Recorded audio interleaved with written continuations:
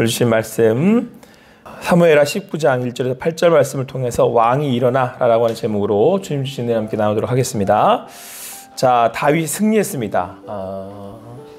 사실 다윗이 이제 압살롬의 쿠데타 반란으로 인해서 피하게 되었고 도저히 이길 수 없을 것 같았던 그 전세가 역전이 되어서 정말 하나님의 은혜로 다시금 다윗은 왕으로 이제 복귀할 수 있는, 다시 이스라엘의 왕이 될 수 있는 그런 상황이 되었습니다.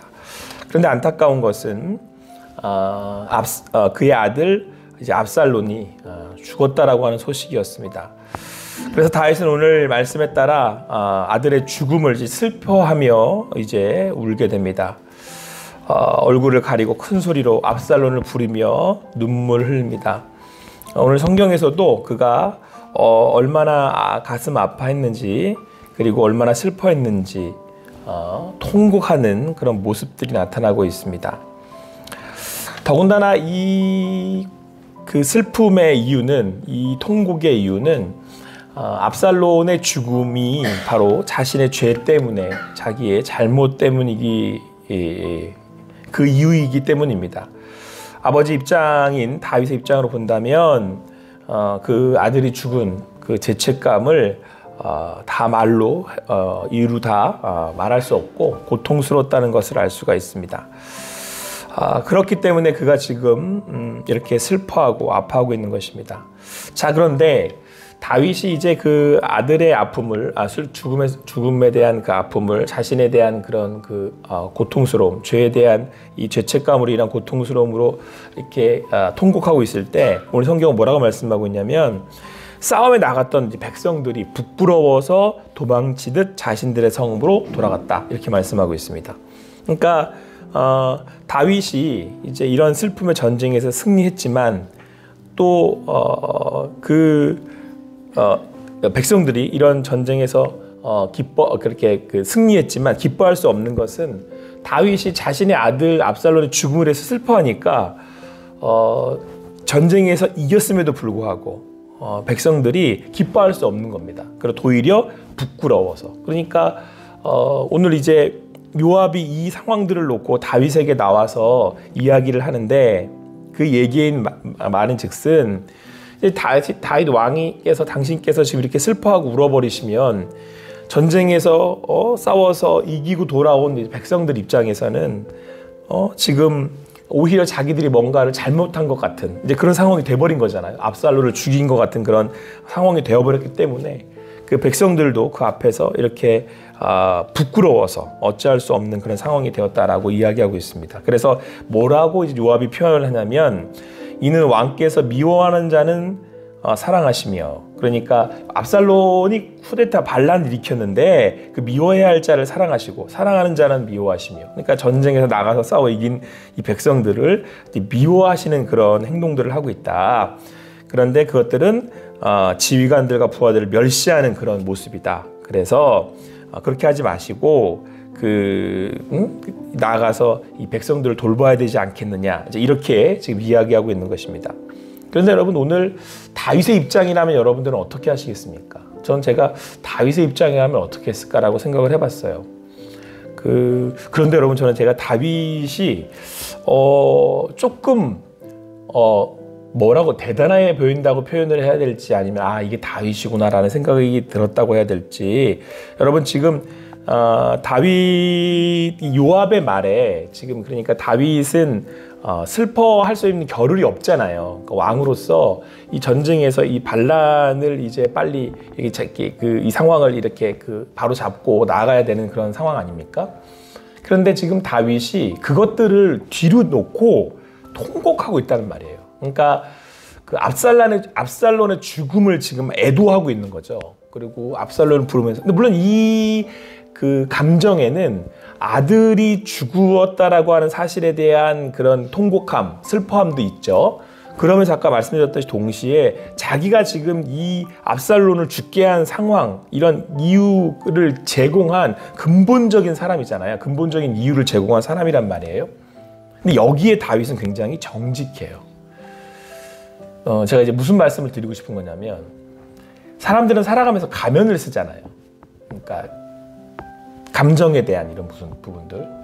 제가 물론 이제 이렇게 이 가면에 대한 걸 무조건 나쁘다고 얘기하는 건 아닙니다. 저는 제가 목사니까 목사처럼 굴어야지 살잖아요. 여러분들 앞에서. 그렇죠?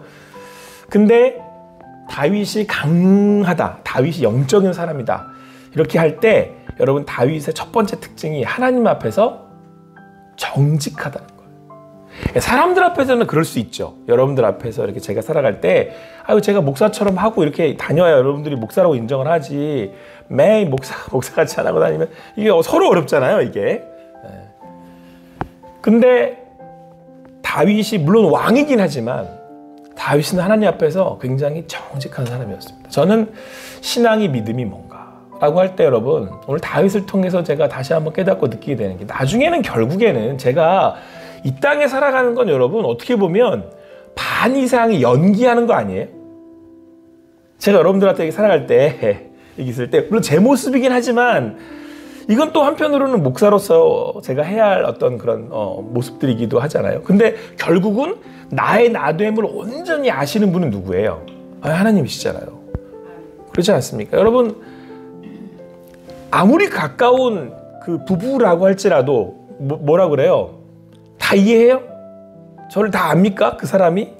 내가 어떤 사람인지. 우리 아내는 맨날 뭐라 하냐면 저 양파 같대요. 20년 내를 살았는데 지금도 이해가 안 된대요, 제가. 이게 맞는 말 아니에요, 이게? 여러분들 옆에 있는 그 부부가 우리 하나라고 얘기하지만 다 아시겠어요, 이 사람? 오늘 또 다르고 내일 몇십 년을 살았는데도 이해가 안 되네, 이게. 여러분, 결국은 나를 아시는 분은 누구죠? 하나님이시잖아요. 여러분, 그 하나님 앞에 내가 어떤 모습으로 나아가고 있는지, 내가 하나님을 믿는다면 말이죠. 근데 여러분, 그게 능력인 거 아십니까?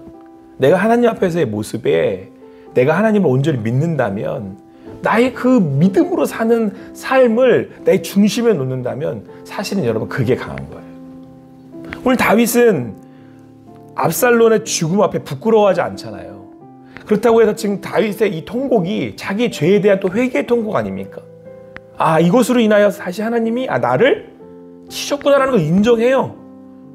그것을 인정하고 받아들이면서 그 안에서 통곡하며 울며 자기 자신의 그 잘못을 하나님 앞에 내어놓고 회개하며 그러면서 이제 이미 어쩔 수 없지만 자기 아들의 죽음 앞에 슬퍼하는 이 다윗의 모습이 저는 그가 비록 죄로 인한 결과로 이 일들 앞에 그가 통곡하고 있지만 그는 하나님 앞에 있음을 제가 보게 됩니다. 사랑하는 성도 여러분, 우리네 삶이 주님 앞에 있어야 되지 않겠습니까? 사람 앞에 서는 게 아니라 제가 목사가 되기 전에 뭐가 돼야 돼요? 하나님 앞에서의 성도여야 되지 않겠어요? 여러분, 근데 그것이 능력임을 오늘 성경은 우리에게 말씀해 주고 있습니다. 사실 그 요압이라고 하는 인물은 이 다윗 왕에게 있어서는 없어서는 안 될 사람이면서 나중에는 없어지는 사람이 되는데 여하튼 그가 충고하기를 이제 그만하고 일어나서 나가십시오. 그리고 왕의 부하들의 마음을 위로해 주십시오.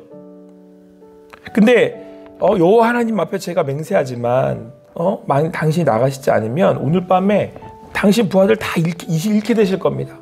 그로 인해서 화가 왕이 젊었을 때부터 지금까지 당하신 어떤 것보다 더 심할 겁니다. 한편으로는 이제 현실을 얘기하고 있는 거죠. 계속해서 왕이 이렇게 울고 있으면 백성들이나 부하들의 마음이 떠날 것이고 그러면 이후에 오히려 더 어려운 일을 당할 겁니다 라고 충고를 한 겁니다. 그런데 여러분, 오늘 그 다윗이 충분히 하나님 앞에서 슬퍼하고 죄에 대한 회개에 대한 마음으로 고통스러워하고 그 요압의 그 말에 그 현실의 그 아픔 앞에 오늘 8절은 이렇게 말씀하고 있습니다.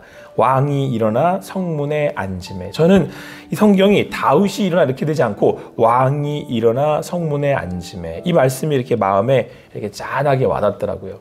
다윗이 오늘 왕으로서 다시 일어나는 겁니다. 그러니까 하나님이 내게 주신 허락하신 자리가 있잖아요. 그러니까 다윗은 오늘을 살게 하는 하나님의 뜻이 궁금한 거예요.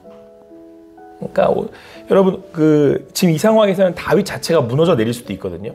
왜냐하면 현실이 압박은 있는 거고 요압은 지금 압박을 하는 거잖아요. 현실에 대한 문제 그리고 그것을 직시하도록 다윗을 만드는 거고 또 압살롬을 실제로 죽인 건 요압이었어요. 그러니까 요압의 지금 지금 이 이야기는 충언처럼 들리면서 또 한편으로는 어떤 그 요압의 그 어떤 그런 그 속내를 들여다보게 하는 그런 이야기거든요. 근데 이 앞에 다윗이 자기의 무거운 삶의 짐을 짊어지고 나아갑니다. 때로는 우리 삶에 내가 도저히 감당할 수 없을 것 같고 이해가 되지 않고 또 내가 지금 이것을 어떻게 해결해야 될지 그 방법을 모르는 자리가 있어요. 그런데 하나님이 우리를 그로 가라고 하신단 말이에요. 그로 나아가게 하신다는 거예요. 그때 오늘 다윗은 일어나서 그 왕의 그 자리에 앉습니다. 마음은 도저히 감당할 수 없을 것 같고 또 지금 내가 무엇을 어떻게 해야 될지 잘 모를 것 같고 또 그것에 앉는 것 자체가 낯뜨거워요. 자기가 다 이게 발가벗겨서 드러나는 그런 자리 같고 근데 다윗은 회피하지 않고 그 자리로 나아갑니다. 사랑하는 성도 여러분, 오늘 여러분의 삶의 각자의 자리에 때로는 내 연약함으로 인하여서 도저히 감당할 수 없을 것 같고 내 모습을 볼 때 이게 내가 너무 좀 부끄럽지 않나 또 내가 그 자리에는 앉을 수는 있나 싶은 그런 인생의 자리가 혹시 있지 않으십니까?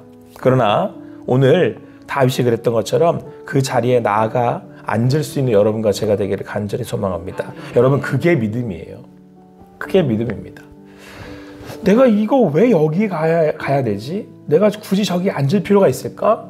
내가 저거를 감당할 수나 있을까? 아니 내가 생각하기에는 굳이 내가 그 자리에 앉을 필요 없을 것 같은데 이제는 내가 저 자리에 앉아 있을 필요가 없을 것 같은데 그런데 그 자리에 앉으라고 하시는 분은 누구예요? 하나님이심을 인정하는 거예요. 다윗은. 그리고 하나님께서 나에게 하실 일을 하실 거라고 하는 거예요. 자, 그가 그렇게 자리에 앉았더니 오늘 성경은 뭐라고 말씀하고 있습니까? 왕이 문에 앉아 계심을 백성들이 보고 모든 백성이 왕 앞으로 나아왔다 이렇게 말씀하고 있습니다. 그러니까 다윗이 왕이 움직이니까 백성들이 움직이기 시작한 거예요. 여러분들이 오늘 나와서 기도하니까 여러분들 가정이 나아가는 거예요. 아멘. 여러분들이 나와서 새벽에 기도하시니까 우리 호산나교회 성도들이 나아갈 수 있는 겁니다. 여러분들이 그 자리에서 여러분들 하나님 맡겨주신 자리를 믿음으로 지켜내니까 때로는 이해되지도 않고 도저히 감당할 수 없을 것 같기도 하고 이거 내가 왜 해야 되나 싶을 때도 내가 오늘 주셨기에 그 자리로 나아가면 하나님께서 우리를 통해서 그들을 이끌어 내신다라고 오늘 성경은 말씀하고 있습니다. 그런데 여러분 은혜가 되는 것은 오늘 다윗이 하나님 앞에서 자기 자신을 드러내고 나아갔다는 거예요. 오늘도 이 아침에 주님께 기도하실 때에 또 그렇게 주님의 음성을 들으시고 나아가실 수 있는 여러분과 제가 되기를 간절히 소망합니다. 저는 제가 오늘 이 말씀에 이렇게 오버랩되면서 이렇게 겹쳐져 보이는 장면이 다윗이 예루살렘에 그 언약궤가 들어올 때 춤추던 모습 기억하십니까? 그때는 너무 기뻤는데 지금 너무 슬프잖아요. 그런데 다윗은 자기 자신의 본연의 그 모습을 감추지 않습니다. 하나님 앞에서. 그는 오늘도 슬퍼하고 아파하고 또 죄 앞에 연약한 모습을 하나님 앞에 드러내고 나아갑니다. 그러나 또 그는 왕으로 나아갑니다. 왕으로 춤췄다면 오늘은 왕으로서 슬퍼하며 나아갑니다. 사랑하는 성도 여러분, 여러분들이 나아가면 여러분들을 따라 또 사람들이 나아갑니다. 누구 앞에? 하나님 앞에. 오늘도 여러분들의 가는 그 걸음걸음이 믿음의 견고한 걸음이시기를 바라고 그 안에서 주님 앞에 나아가 때로는 눈물을 흘려야 할 자리가 있다 할지라도 주님의 위로하심을 받으실 수 있는 여러분과 제가 되기를 간절히 소망합니다. 그렇게 주님의 인도하심을 받을 수 있는 여러분과 제가 되기를 소망합니다. 기도하시겠습니다. 사랑의 하나님 감사합니다. 오늘도 그 주님의 인도하심을 구하며 나아갑니다. 때로는 주님 앞에 나와 통곡해야 되는 삶의 자리들이 있고 때로는 감당할 수 없어 슬퍼할 수밖에 없는 우리네 삶의 그런 모습들을 보게 됩니다. 그럼에도 오늘 내가 주님 앞에 나의 나됨을 드러내는 것은 하나님께서 우리를 인도하고 계시기 때문에 그렇습니다. 하나님이 오늘을 살라고 하시기 때문에 말씀하시기 때문에 그렇습니다. 때로는 전해지는 그 사람의 말이 내 마음을 찌르지만 그것이 하나님의 말씀인 줄 알고 오늘도 순종하며 나아가는 우리 성도님들의 삶의 자리 아버지 하나님께서 함께 하심을 계시고 함께 하심을 믿사오니 오늘도 그렇게 함께 나와 주님이 주시는 믿음의 걸음을 살아갈 수 있는 우리가 되게 하여 주시옵소서. 그렇게 인도하실 그 주님, 오늘도 우리와 함께 하시기에 믿음의 눈으로 주님을 바라보니 우리 성도님들 한 분 한 분의 삶의 자리마다 그 자리에 힘을 얹어주시고 성령 하나님 인도하여 주시옵소서. 그렇게 인도하실 주님을 오늘도 기대하며 감사하며 예수님의 이름으로 기도합니다. 아멘.